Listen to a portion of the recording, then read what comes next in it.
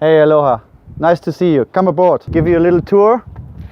My name is Christian. I'm the captain of this nice little boat. Zero and me are sailing around the world. We are here in Alaska and I meet you, Chris. Nice little chance. This is a catch.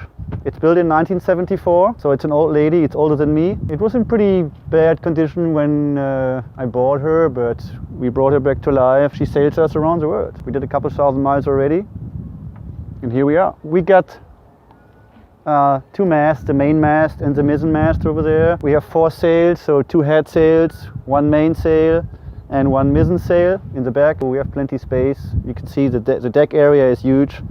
When I put the dinghy down, we can have a nice dancing party here. Oh, look at this, buddy. Oh, I've been up there a couple hundred times yet, but I only been up there 2 times when I was out sailing. When I started sailing from Hawaii to Alaska, the first time my rudder broke, so I had to go back. And while I was going back, the halyard, so the rope where you hoist the sail, the head sail with, broke, and I had to climb up all the way to the top to replace it. It was pretty scary. I was on my own and out there on the ocean to climb up all the... This is 60 feet above deck. This is the dinghy, same function like the inflatable behind there. I bought this because I really like the shape and the style, but it's not very stable. It's kind of tippy. And the inflatable over there is very more stable. And in Hawaii, we always anchored or tried to anchor almost to save some money on mooring fees or slip fees. So we had to go through the shore break. I mean, Hawaii is known for the waves. And that means the shore break was kind of tricky, and it helps to have the inflatable. I think it makes a big difference.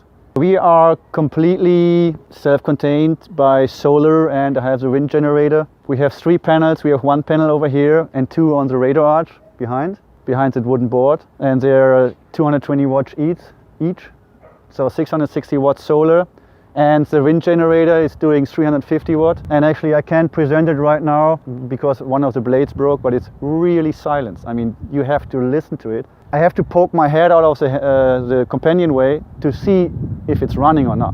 And that's rare. Most of the wind generators are making terrible noise. But with the solar and the wind generator, our batteries are always full. We have 4 big batteries, 480 batteries, makes it 880 amps. And they're always full. And if the sun is not shining during night and we have a big load like the autopilot running, the wind generator covers it. Yeah, here we are in the cockpit. This is pretty much the area we control the boat. We have the helm here, the steering wheel. We have our electronics underneath here with the state-of-the-art chart plotter with all the maps and the charts. We can run the engine. We have an 80 horsepower engine in here, a diesel engine. Pushed us pretty good with 6 knots. In calm conditions, maybe a little more. We have the big settee here. We can run the sheets for the mizzen mast from here. Sheets for the main sails are here. Generator is here, and the staysail is over here. So we can trim the sails pretty much from here. It's a safe cockpit. We get a pretty high, solid lifelines. The worst thing which can happen is that somebody goes overboard. In bad condition, it's pretty much exitus. That's it. If it's rough out there and somebody goes overboard, I mean really rough, like a big storm, it's hard to get it back on. So you have to make sure nobody goes overboard. And of course we got life vest and lifelines to attach us to the boat. But a high, solid fence. I built this. This was all wire before, like the ones in front. I built it with solid tubing, and that makes it really safe feeling here. We carry a couple surfboards. I'm a surfer for a long time. I'm windsurfing, I'm kite surfing, and actually everything which is made with a board I love to do. So we carry this big board over here and have a couple of ones downstairs, and you see in the front the windsurf boards. The main reason why we have a big boat like this for all the toys. I like toys. So we have the dinghy, 2 dinghies, and we have a life raft over here in a canister. This is made for 8 persons, and it got some basic equipment inside like fishing gear and a little water package and some food, some basic foods like this military dry food. A little first aid kit is in there, and plenty more I don't know out of my memory. If shit hits the fan and the boat sinks, we throw this overboard. It's self-inflating, and then we go in there and abandon the boat. Hopefully that never happens. Catch a lot of fish, especially on the ocean. Out there is plenty fish. When I was 3 days out of Hawaii, I caught a 30-pound tuna. And yeah, it's easy. I can set it up. It's a propane. I have the hose over there. I just plug it in and then light it up and have a nice barbecue. Okay, you want to have a quick tour inside? Let's come down.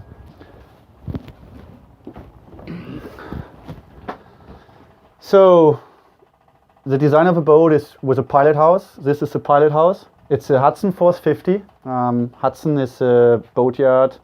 William Garden Design, an American-Canadian architect, started building boats in Taiwan. And the Hudson boatyard was in Taiwan, so this is known as a Taiwan clipper. And what I really like on this boat is the big windows. I mean, you are mostly traveling in an RV, and it's similar.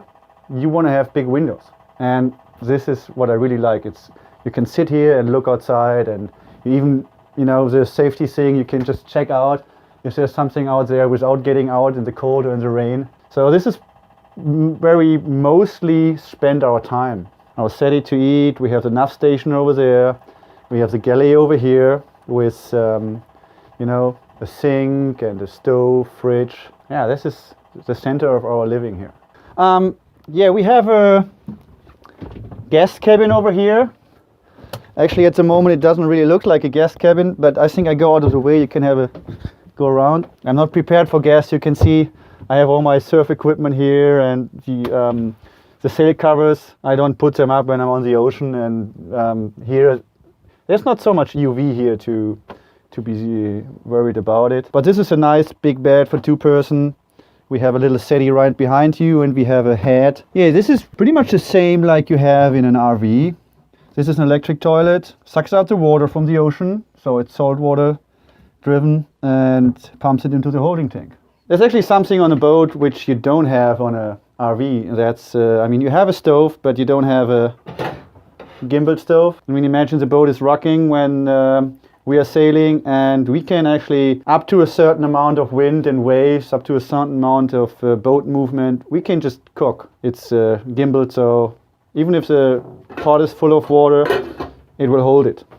Every time we are sailing and we have drinks, we put it over here because nothing happens. That's actually really cool. Yeah, of course, a sink and plenty storage room. We have a big fridge here. Holds all our fresh food. It's a front load and top load, and drawers for stuff. So this is nothing really special about that. Now we're leaving the pilot house, go down into the salon. Say hello to my friends. Say hi, guys. Hello. Aloha. Traveling up from Hawaii. That's why we're all bundled up. Yeah. I met these guys when I was in Hawaii on Maui, and they're doing a motorcycle tour, 5,000 miles, right? Mm-hmm. And we were the same area, so I gave them a bed for tonight. It's so cold outside. Sleep in your saddle. Yeah, right. Actually, at the moment it's a little packed with all the stuff, but this is just another room, a living room. The luxury of this boat is we have the salon here and the pilot house, so we can get out of our way. Somebody can sit here, read or watch a movie, and I can do whatever I want to do over there. And so it's plenty of room to get out of our way, especially I'm usually sailing with my girlfriend, and sometimes you need to be close, and sometimes you need to be a little on a distance. So that's good on this boat. Good for Alaska is this diesel heater.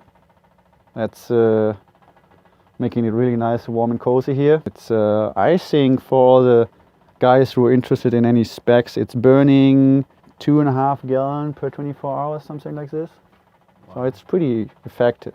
Over here we come into the captain quarters. This is our cabin. We have a big bed here, lots of storage underneath, a big closet over here, so it's a really huge one. We have another head in the front here. We have another sink here. We have a walk-in shower, and actually when we bought the boat we had a toilet over here, and this is tiny room. I didn't want to toilet here, and we don't use it too much, so I built it in here. It's a spare toilet, and it's underneath here.